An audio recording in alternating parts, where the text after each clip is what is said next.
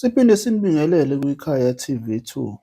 Wena-ke uqala ukungena kuleli khasi, siyacela ukuba ucofe ibhathini, usubscribe khona uzohlezi uy'thola iy'ndaba njengoba zinjalo. Omama sebedine baganunwabo ngenkulumo ethe yathulwa uHelen Zille.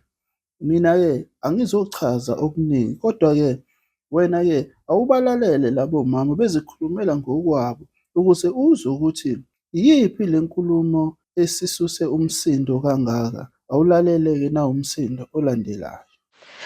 Morning bomama, morning commanders, morning.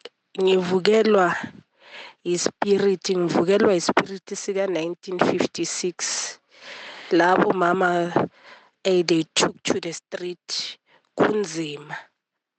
Abobaba we know ukuthi bathathela kude. Baphi abomama uHelen Zille adelela kanje. Abomama bomkhonto bathini? Sithini bomama? Sibheka uHelen Zille azenzela. Kodwa uqhuku la silwa sisodwa. Nangu uHelen Zille uyibambe la ishisa khona. Sithini singabomama? uHelen Zille asidelela. uHelen Zille asibiza ngezinja. Baphi abomama? Where is the spirit of Winnie Mandela, my comrades? Kwenze njani? Sathula sabuka. Why can't we take it to the streets? Singabomama. Peaceful march and have our placards. We can't have a white woman, a insulter.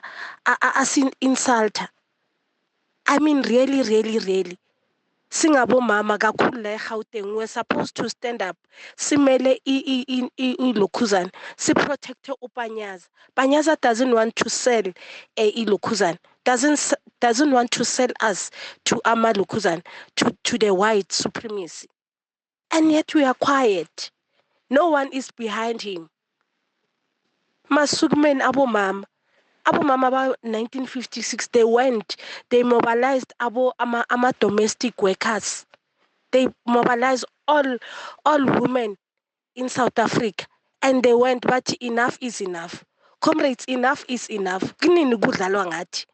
For the past 5 years, abantu baluza imisebenzi, load shedding, such over nge-COVID singafuni. Namanje sithulile. uHelen Zille, yes, the confidence that she has. Our generation has seen it all. We've seen apartheid. We've seen apartheid ilokhuzana iphela. Never in our lifetime sacabanga ukuthi one day umlungu will have this much confidence. Omfazi nakhona singabafazi sithulile simbhekile athukana akhuluma the way afuna ngakhona. What are we saying abomama? Asiphakameni bomama. Let us regroup. Let us think this is our generation.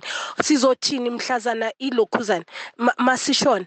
Our generation abantwana bethu bazothi siye sayekela sajoin umkhonto ngoba we wanted position, but we never stood up for the truth. Comrades, we can't allow our country just to vanish emehlweni wethu. Yes, we might not win the battle now, but let us stand up and show ukuthi asifuni into eyenzakalayo. Asifuni comrades. Amandla malibongwe.